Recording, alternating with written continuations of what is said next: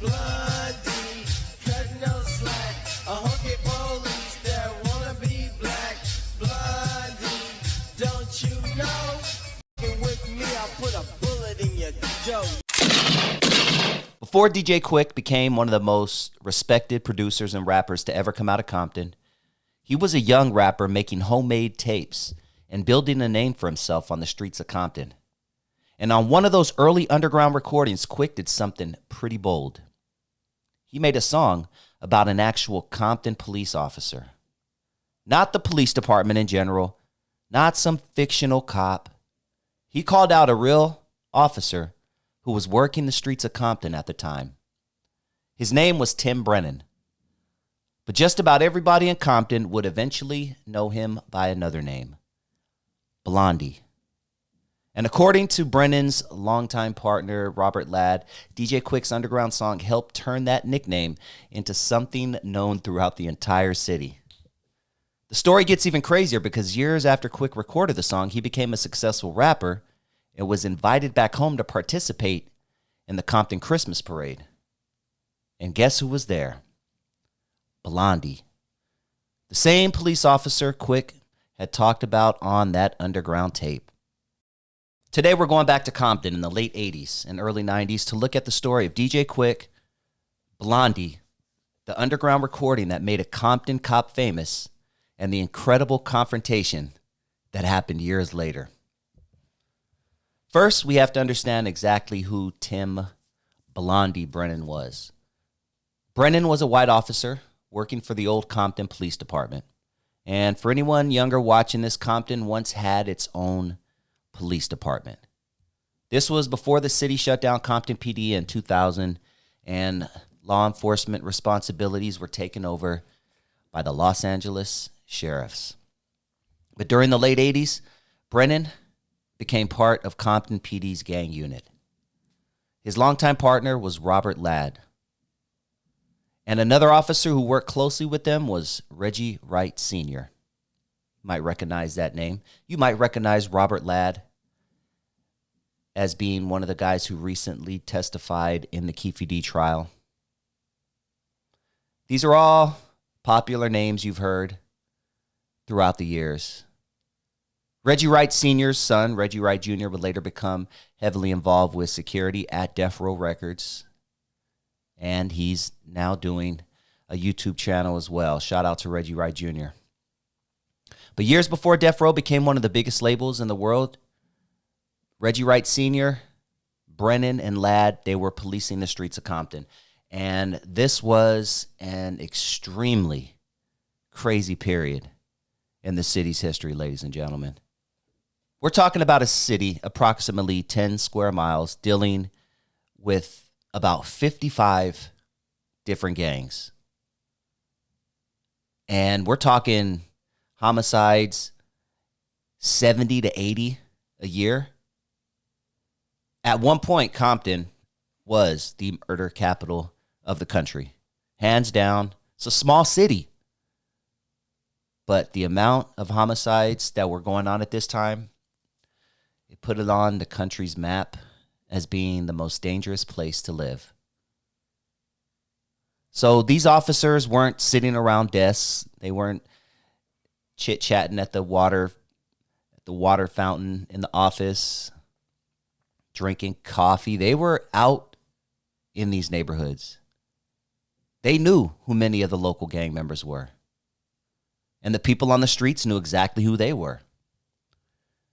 And Blondie especially stood out. He was a white officer with blonde hair. And that's where the name Blondie came from. It just became attached to him. But DJ Quik made that name famous throughout Compton. Now let's talk about DJ Quik. Everyone knows the DJ Quik story. And in my opinion, he's the greatest musician. He's my all-around favorite musician. I can't even label him as a rapper. He's so much more. So much more. But he started out just like every rapper out there. making homemade tapes, and his tapes started circulating around Compton. People started playing them in the cars, and people were copying them, and they played them at parties, and tapes would get passed from person to person. One of the best known early projects is what collectors commonly refer to as the red tape. But here's where I want to correct something that gets repeated online. You'll sometimes hear people say that Quik's song about Blondie was on the red tape, but that's not the case. The commonly circulated track listing for the red tape doesn't list a song called Blondie. Quik was making multiple homemade recordings during this period, and different versions of tapes were circulating locally. So the safest way to describe it is Blondie was an underground DJ Quik recording that circulated around Compton before his major label career. And people noticed it. You know who else noticed it? Just kind of interesting story, considering they would be beefing in the near future. But MC8 remembers that tape. That song specifically about Blondie floating around the hood. And years later, he was asked about the record. And 8 remembers people actually playing Quik's Blondie tape around the neighborhood that he grew up in and in the studio. But think about how crazy that is. These are two artists who would eventually become central figures in one of the most famous rap rivalries that Compton hip-hop and rap has ever seen. EIHT because the G ain't in you? Come on, you left out the G because the G ain't in you? There was a lot of good back and forth music between Quik and 8. And what apparently caught 8's attention about Blondie was how specific Quik was being. Because this wasn't simply a I don't like the police. Quik was talking about one particular police officer, an officer who was still actively working in Compton. Now imagine being Blondie. You're a gang unit cop working one of the most violent periods in Compton history, and somebody comes up to you and basically says, hey, there's this young rapper making tapes about you. And it's not a compliment. Apparently, Blondie heard about it, and he wasn't happy. He wanted to find DJ Quik. And keep in mind, this wasn't the superstar DJ Quik yet that everyone knows now. This was a young David Blake making underground music in Compton. And Blondie apparently tried to locate him, but he couldn't catch up with him. But in 1991, DJ Quik released his debut album, Quik is the Name. The album went platinum. Tonight became a major record. Born and Raised in Compton became a West Coast classic. And suddenly, this young guy making underground tapes wasn't just known around Compton anymore. He was nationally known. And now, Blondie didn't have to wonder where DJ Quik was. His face was on album covers. His videos were on television. His songs were on the radio. Quik became a star. And eventually, Quik came back home for an event that he had actually admired since childhood. The Compton Christmas Parade. I love the Compton Christmas Parade. I have great memories myself as a young lad going to the Compton Christmas Parade. But this is where the story gets almost unbelievable. Quik has talked about it publicly, growing up in Compton, remembering the Compton Christmas Parade. And as a kid, he would see celebrities coming through his hometown. Imagine being a young David Blake, a.k.a. DJ Quik, standing there watching famous people riding through Compton. Then years later, he becomes one of the celebrities. Quik was invited to participate in the Compton Christmas Parade as the Grand Marshal. According to Blondie, Quik was sitting in the back of a convertible in the staging area getting ready for the parade when 2 police officers walked up to him. Robert Ladd and Tim Brennan, a.k.a. Blondie. Could you imagine Quik's reaction? Years earlier, you're making an underground tape, talking crazy about this cop. Now you're famous. You're sitting in a convertible waiting to be honored by your hometown. You look up, and Blondie is standing there.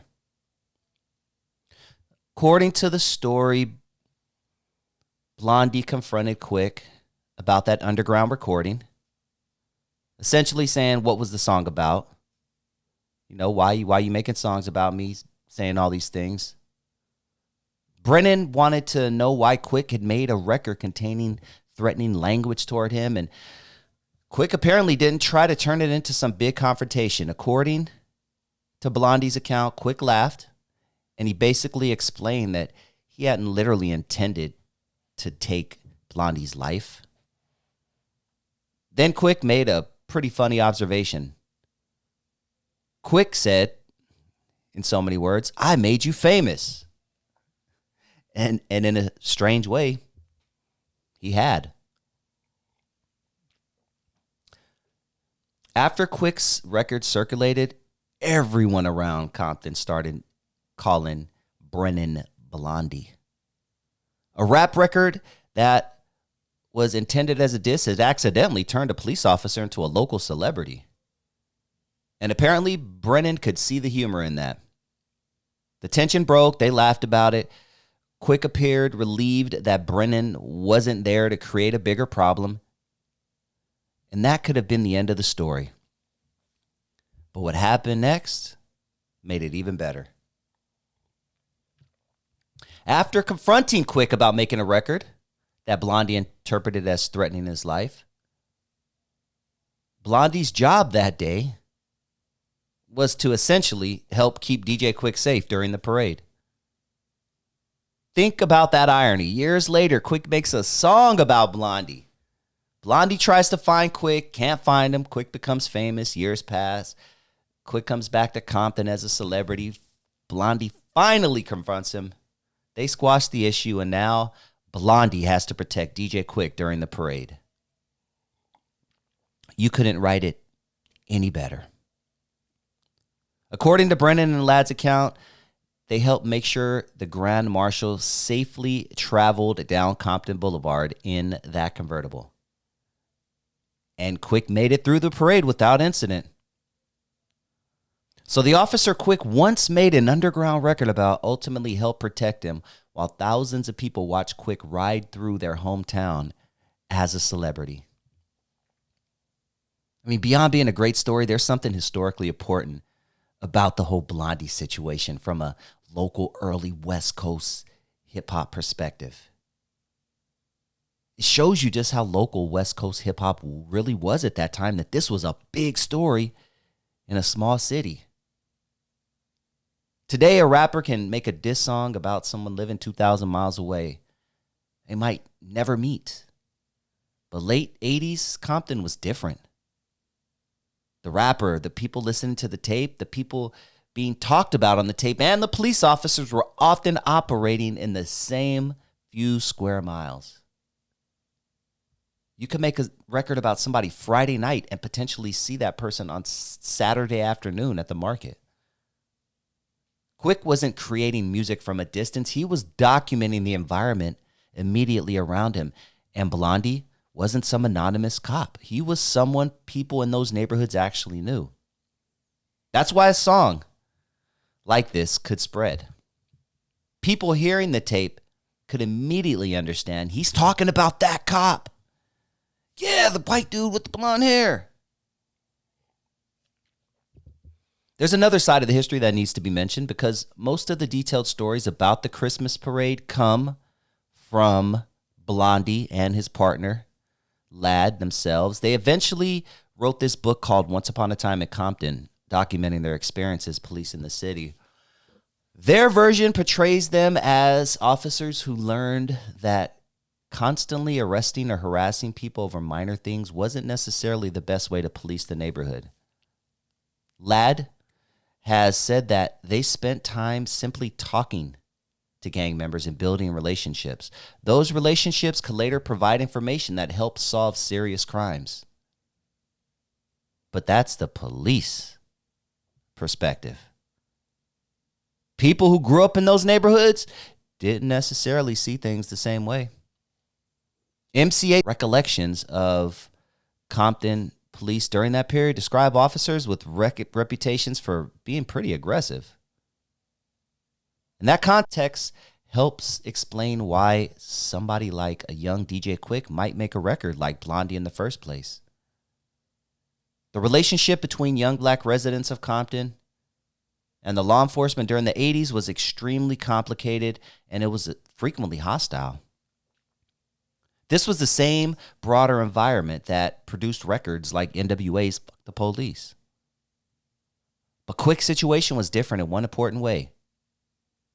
NWA was attacking the institution.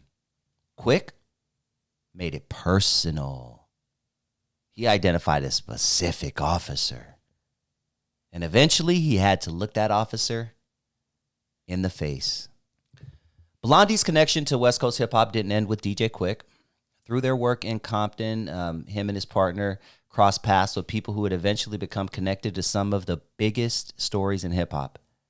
Their careers overlap with the rise of Eazy-E and NWA, DJ Quik, Suge Knight, Death Row Records, and the whole Compton rap scene. And remember who was working alongside Blondie and his partner Lad? Reggie Wright Sr. Years later, his son Reggie Wright Jr. became associated with Death Row Records. So when you start digging into the history of Compton hip-hop, you keep seeing the same people crossing paths. Artists, gang members, police officers, record executives, security, promoters. Everybody was operating within this relatively small geographic area. That's one reason Compton's history, especially its hip-hop history, is so fascinating. The city is only 10 square miles, people. But the cultural impact coming out of those 10 square miles changed music around the world. And here's something that shows how long the Blondie story has survived. Decades later, Robert Ladd, his partner, is still being asked about it. He had publicly discussed Quik's underground song and how Brennan reacted to hearing that a young rapper was making threatening statements about him. And Ladd's basic recollection was it remained the same. He wasn't happy at first. They eventually confronted Quik. Quik explained that he hadn't literally intended to hurt Blondie, and ultimately the record had accomplished something nobody expected. It made him famous. It made Blondie famous. What started as disrespect became part of Blondie's identity for the rest of his life and his career. People weren't calling him Officer Brennan. They were calling him Blondie. Blondie eventually retired from law enforcement. He and Robert Ladd, they remained closely connected, and their experiences became the basis for Once Upon a Time in Compton. Brennan died in November 2021 after battling cancer. But decades after that underground DJ Quik tape circulated around Compton, people still tell the Blondie story. And that's probably one of the strangest legacies a police officer could have had. A young rapper makes a disrespectful underground record about you. That rapper becomes one of the greatest producers in hip-hop history. And the nickname from that record follows you for decades. The Blondie and DJ Quik story captures a period of hip-hop that we'll probably never see again. Before social media, before rappers could instantly become famous worldwide, before every underground recording could be uploaded to the internet forever, this was music being made more for inside neighborhoods, about people in those neighborhoods, and distributed directly through those neighborhoods, through those people. DJ Quik was documenting Compton before the rest of America really knew who DJ Quik was. And one of the people who ended up becoming part of this documentation was Blondie. Quik made an underground tape about him. Blondie tried to find him. Quik became famous. Years later, they met face to face at the Compton Christmas parade, and instead of the situation exploding, they laughed it off. And to top it off, Blondie had to help DJ Quik that day make sure he was protected through the streets of Compton. That's Compton history. That's West Coast hip-hop history. And that's the crazy story of DJ Quik and Blondie. Thank you for tuning in to Dusty Vision TV. Please hit that like button if you have not already. And if this is your first time joining the channel and you like what you hear, please hit that subscribe button. And if you enjoyed this video, you just might appreciate this bonus clip I'm about to play for you right now.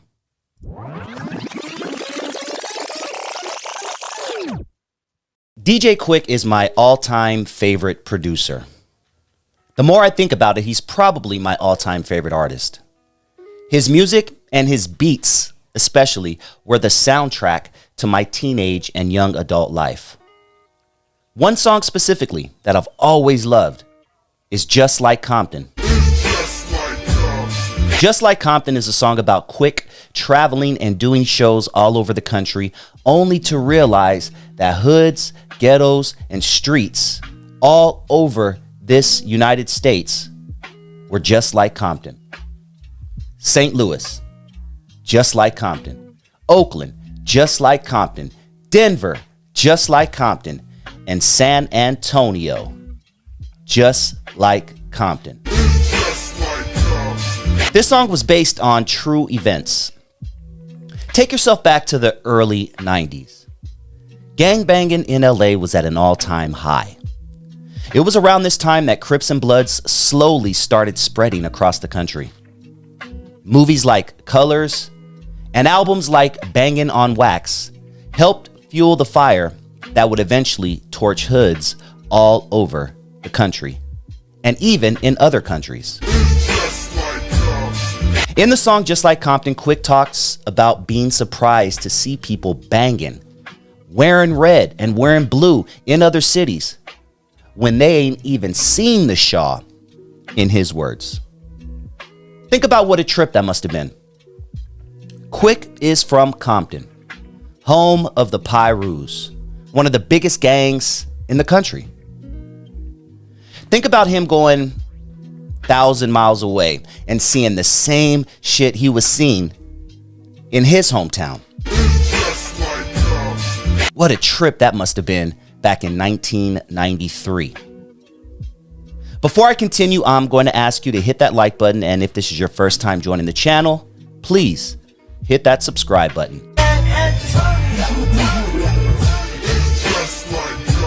Now think about it. Quik is a Pyru from Treetop. It was not uncommon for him to run into issues while traveling and doing shows due to his gang affiliation. Gangs in other cities were trying to make a name for themselves, so they were ready for anything. In the song Just Like Compton, Quik talks about a situation in San Antonio. Like I stated earlier, this song is based on true events. In the song, Quik raps, "Texas ain't no different from the rest, and San Antonio was just waiting to put us to the test. And before it was over, the shit got deep. A nigga got shot in the face and was dead in the street. Then they came in the club thinking of scrapping. Little did they know that we was packing. We was putting them down and squaring the rest. Yo, I even had to wear a bulletproof vest. Now San Antonio." Not too long ago, I interviewed the homie C. Studville, who is a Blood from San Antonio. He's old enough to remember the time DJ Quik came to San Antonio, where someone was in fact shot in the face and left for dead in the street. Like I say, I was there that day when that shit happened, you know, when Quik was down here. Matter of fact, you know, the little homie man that did it, he from the other hood and shit though, but you know, he my partner though. You see what I'm saying? Okay. He just recently, not too long ago, he did like 23 on that. You know what I mean? He's on other podcasts, man, and you know, he's, you know, doing this little remorseful, you know, what he did, man. You know what I mean? He did it at the age and all that kind of stuff, but I ain't trying to put it out there, but that's what Quik was. We was at the show where it happened at. You understand? And it just went off like that. You know what I mean? It been down here, like I was saying. I guess Quik was there just to witness it when it happened. You feel me? So shit, and then he just put it in the song. You know what I mean? And that really put us on the map a little bit when Quik, you know, said it up in the song. But man, hey man, it's 100% true facts, man. I was there. I was young. I wasn't supposed to be there, but I was there.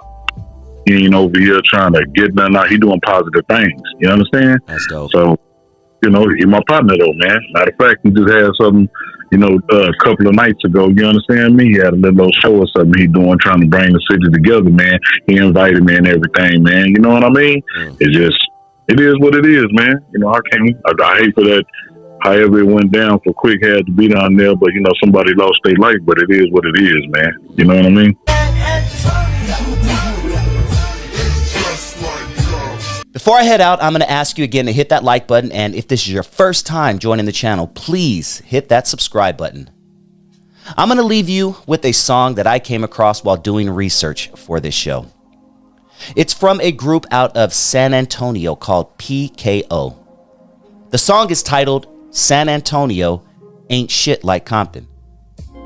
It seems PKO were not too happy about their city being compared to Compton, so they came back with the reply to DJ Quik's song. And there's nothing wrong with making mature music, man. And I prefer mature music as I get older, because there's nothing worse than hearing a 50-year-old dude still talking about selling dope and pimping hoes. And like, come on, dogs. Go get your AARP card, homie. Get your senior discount at McDonald's and talk about that. I'm 50, so I'm damn near 50 myself. So that's what, you know what I'm saying? I want to hear that shit. That's why I love Nas so much, man. Nas has been killing it lately. Like these past 7-8 albums that he's been dropping, just all mature, just mature stuff, man. Yeah, man. Yeah, it's a breath. It's a breath of fresh air. Whenever he drops something new, man, I love it. I love some new Nas, man. Yeah, every time. Yeah. Well, I want to talk a little bit about hip hop. Not a little bit. Let's talk about hip hop. Let's first off, how did you start rapping? What made you say, you know what, I think I could do this? So it was studying the Fushnicking. That's what it was. It was what to do? Timbuk1, yes, sir. Timbuk2. That's it, man.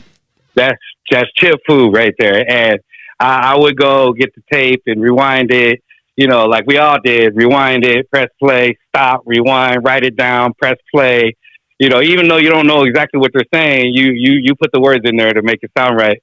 And I was going around school reciting mainly chip food stuff, and people were loving that. You know, a lot of people, I mean, still till today, a lot of people don't know about the Fushnickings. But when they would hear me, they'd be like, dang, man, you can rap? And I wouldn't lie or nothing. I'd just be like, yeah, that's chip food. You guys don't know about chip food, so I'm going to just keep on going. And from that, I was like, okay. And you know, what's cool is that studying chip food, or studying the Fushnickings period, I guess, it kind of... It gave me a good palate. You know what I'm saying? It was easy for me to move my mouth around and you know, that makes sense. Yeah. You know what I'm saying? So when I first started rapping, that part was easy for me. All that tongue twist and all that was easy. Now it's the words. What words are you going to use? Are they going to make sense? You know, I mean, I hate listening to something that just don't make any sense at all. I can't do it. So, but yeah, the Chip Fu, he helped me out a lot. And then with that, listening to, like, you know, I mean, I might not be going all the way back there, but back then, but where I had NWA, you know, they were a real big influence on me. Dub C was a real big influence on me. I really like the things that he talked about. He's kind of like a storyteller, you know what I'm saying? So that really got my attention. So when I started writing, I kind of try to take those styles between the Fushnickings and Dub C. I was a really big fan of, like, Scarface and the Ghetto Boys and all that stuff. Mainly Scarface. That dude right there. That dude gets down. And then you know, like back in the day, stuff like Slick Rick. You know, he's probably the most important storyteller of all time. Following his stuff, and what was it, bedtime stories, or what was it called? Yes, sir. Uncle Ricky. Yeah. And just story. And listening to him and hearing him just tell the story, it's like, wow, you could do that. You know, I mean, you don't. I really hated it growing up, where people was like, that rap is crap. You know, you can't understand what you're saying. Well, you're not listening to the right people. You know, you just choose to hear this certain type of style that nobody can understand, and then you judge it on that. So, I mean, I guess that's rap. To me, you know, it's hip hop. To me, there's a difference between being a rapper and being a hip hop artist. Right. So, I mean, anybody could be a rapper. Absolutely. But, yep. You know what I'm saying? That's Slick Rick. DJ Quik was a huge influence on me because DJ Quik's storytelling is off the chain as well. Facts, dude. I mean, I guess you could Beats tell by what's that? Quik's beats were my favorite. His beats. Oh boy, yeah, man, Quik's beats, boy. I rap to a lot of DJ Quik stuff. Remember those Quik's grooves? I used to always freestyle to Quik's grooves, man. Whenever you come out with an album, I would specifically go to that song first, freestyle to that shit, and then listen to the whole album after that. Hell yeah. So I mean, and that's just crazy, you know, just me being who I was, banging all of that, and I couldn't stop banging DJ Quik, you know. And then with DJ Quik comes, you know, the high C's and well, of course, like Sugar Free, he gave everybody a new style, all of that. So I mean, I guess my influence for rapping, I guess, is the West Coast. You know, I mean, Fushnikins or whatever, but that they got me started. You know, but influence to keep on going and write the way that I write is the West Coast. So I mean, I'm glad that I was born in Detroit. My parents brought me to Cali, even though some of the best rappers of all time come out of Detroit. Eminem is my favorite, man. Can't lie. Yes, sir. Eminem, Royce. I mean, I'm a big fan of Royce. Royce is the only one I feel that could stand toe to toe with Eminem on a song. Whenever Royce comes out, it's like, dude, it's like, damn, he knows he's going on a song with M, so he's like, I got to come crazy, because usually Eminem shadows everybody, man. But Royce is the only one, in my opinion, that I think could go bar for bar with toe to toe. So, in my opinion, I think Slaughterhouse should have been Royce, M, and Crooked. If Royce, M, and Crooked were Slaughterhouse, that's it. The group would have never broke up. Yeah, because Joe Budden wasn't always there, you know what I'm saying, mentally. Yeah. And then Jewel Ortiz, you know, I'm not hating on his style, but I was never a huge fan. No. You know what I'm saying? Yeah, never a huge fan. I gotta be honest, I am becoming more of a bigger fan of Joel Ortiz just because of the projects that he's been doing lately with Crook. I haven't even checked it out, so now I'm gonna have to do that. I'm gonna check that one out. Oh yeah, that Prosper, the Tapestry, that's the new one. That's the newest one they just came out with. They Joel really sharpened up, in my opinion. You know, it's not like he was ever like super whack or nothing like that, but I had my preference and who I looked up to as lyricists, and Joel wasn't really one of those. But now, hearing the recent stuff that him and Quik has been doing, he's really making a fan out of me. Oh, I'm gonna check that out. Good looking out. Yeah. Oh wow, there's the gunshots right there.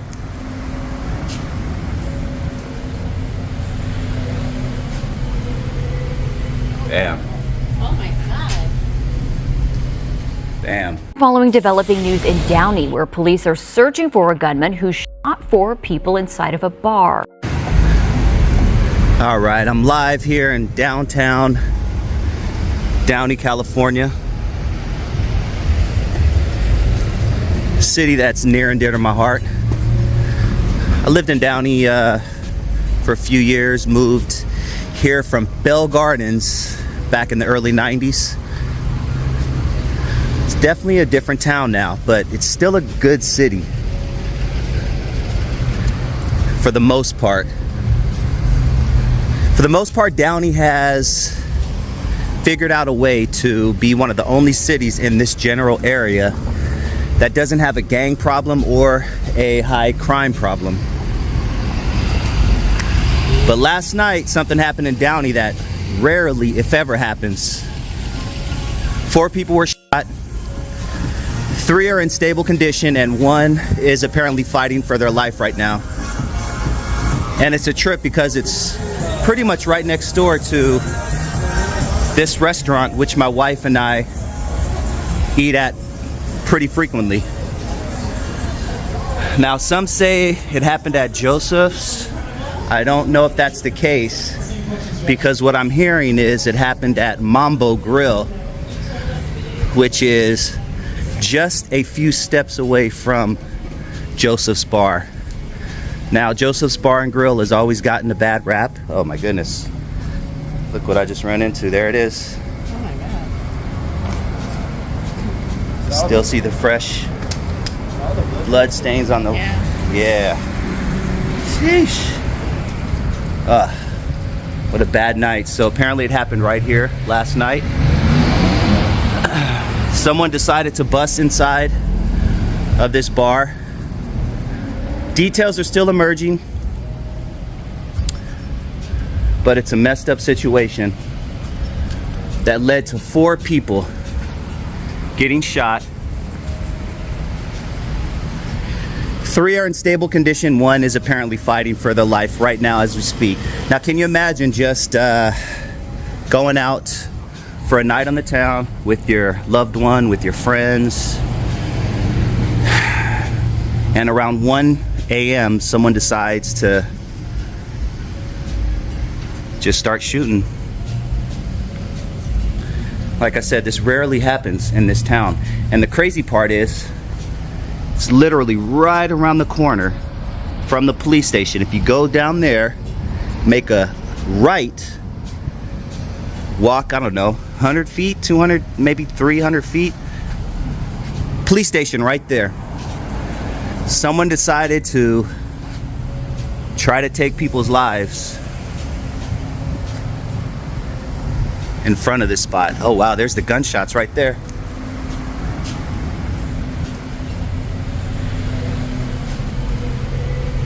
Damn.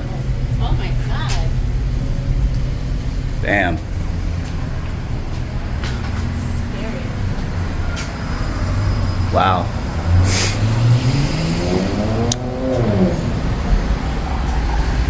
I hope they catch this piece of shit, or those pieces of shit that did this. Put many people's lives in danger. If you know anything, call the Downey Police Department.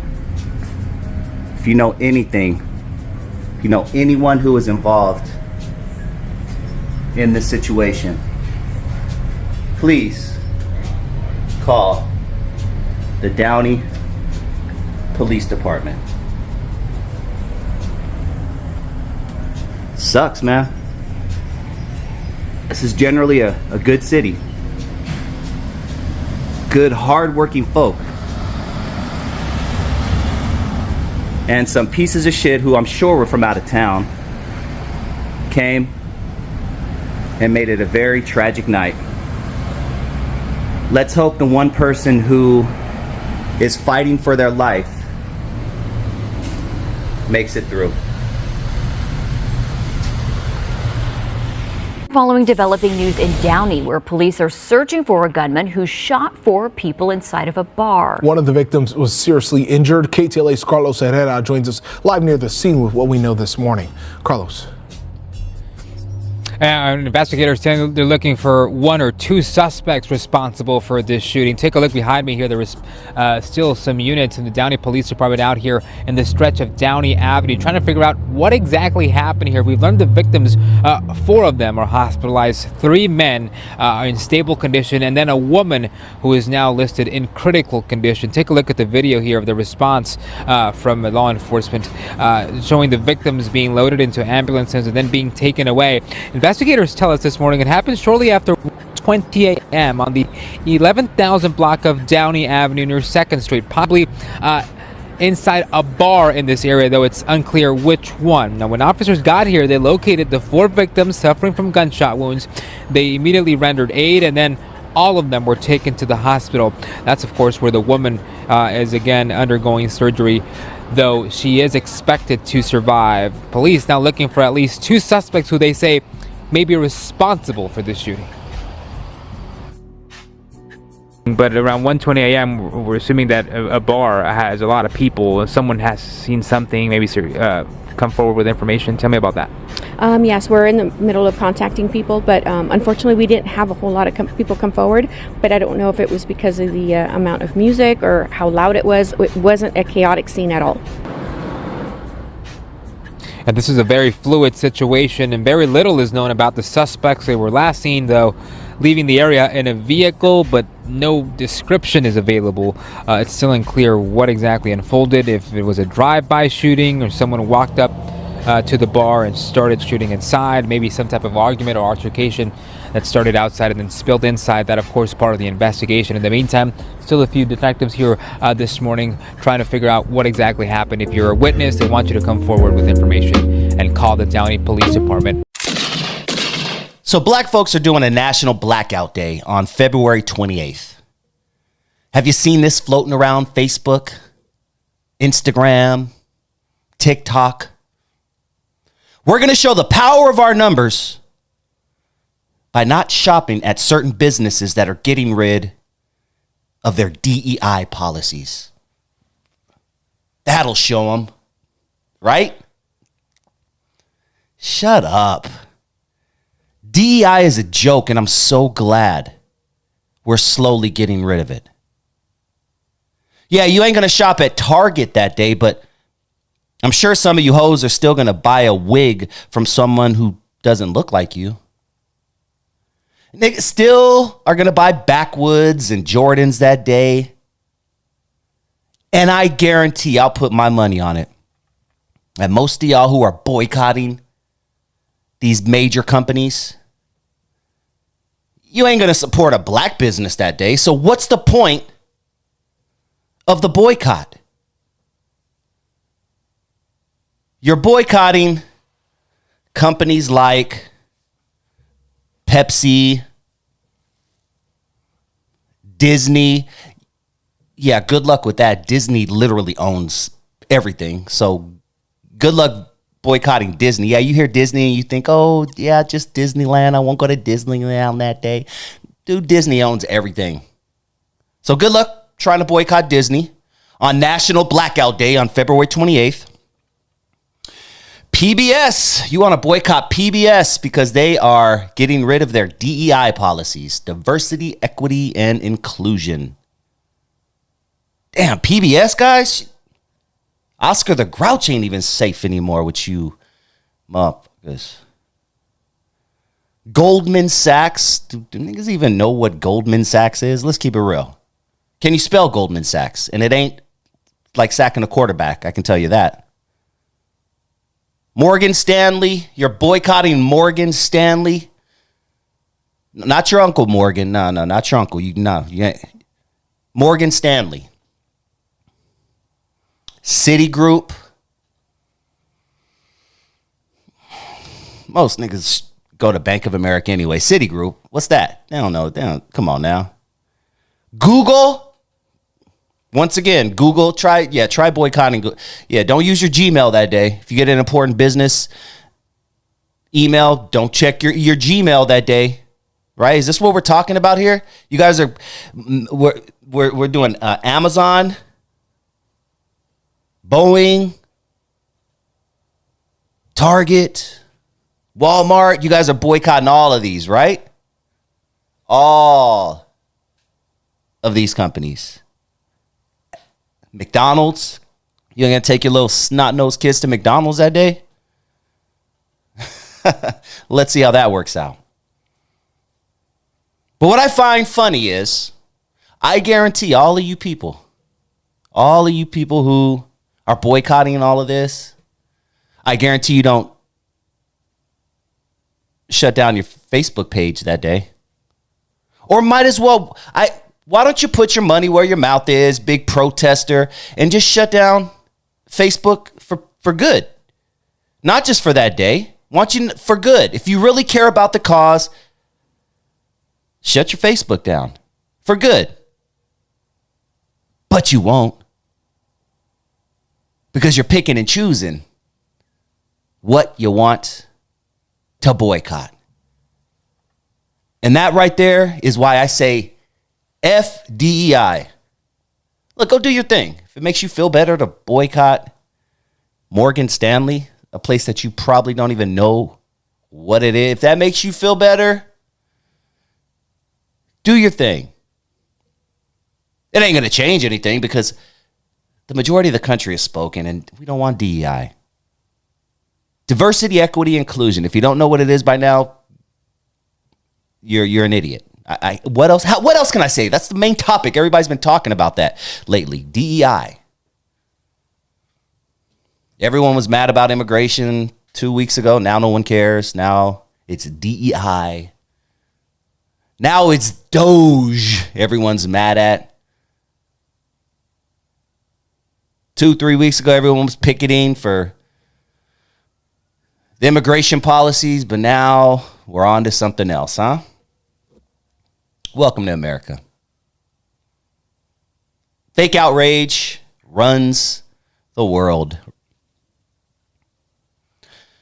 But what good is boycotting these companies if you're not going to shop at a black business? Shop at black businesses. What good is this boycott? Because I know most of you ain't going to do that. You're going to get your wig from someone who doesn't look like you. Let's keep it real. You're going to buy Jordans online from some dude in Sweden. But you're not going to take that money that you're saving going to these businesses on National Blackout Day, February 28th. We're going to show them. You won't take that money and spend it in your own community. Oh, why? Because we don't even have a community anymore. We don't have a community anymore. Back in the 1950s and 60s and 70s, we had a community. You can walk through Compton in the 1960s, 1970s, and you would see black barbershop. The baker was black. The tailor, Mr. Johnson, black. You walk into a little market on Compton Boulevard. The person who owned the market, say it with me, was black. 1970s. That is not the case anymore, ladies and gentlemen. I know a lot of you aren't from Los Angeles, but there is no black community anymore. Let's think about that for a second in Los Angeles. Where's the black community in Los Angeles? And I don't mean just where a bunch of black people live and pay rent. That is not a community. I'm sorry, it's not a community. Where in Los Angeles? Someone help me out, because I will go support them tomorrow. Where in Los Angeles can I walk down the street, find a black tailor next to a black cleaners, next to a black restaurant owner, next to a black market, next to a black liquor store, next to a black gas station?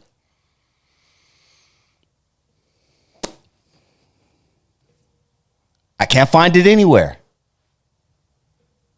What happened? What happened in 30, 40 short years, man? Because now, and I'm not hating the ones that do own the businesses, get your money. Shout out to the Koreans. Get your money. Shout out to the Hispanics. Get your money. I'm not hating at all. I'm just posing a question. Do we even have a community anymore? Comment down below. Do we have a community anymore? And what good is this boycott if we're not going to spend that money in the black community? What good is boycotting Pepsi? What good is boycotting Disney, PBS, Google, Amazon, Walmart, Lowe's, McDonald's? What good is boycotting all these for a day on National Blackout Day, February 28th? What good is that if we don't spend the money with our own people? I'd love your comments on that down below. And please hit that like button if you haven't already. And if this is your first time joining the channel and you like what you hear, please hit that subscribe button.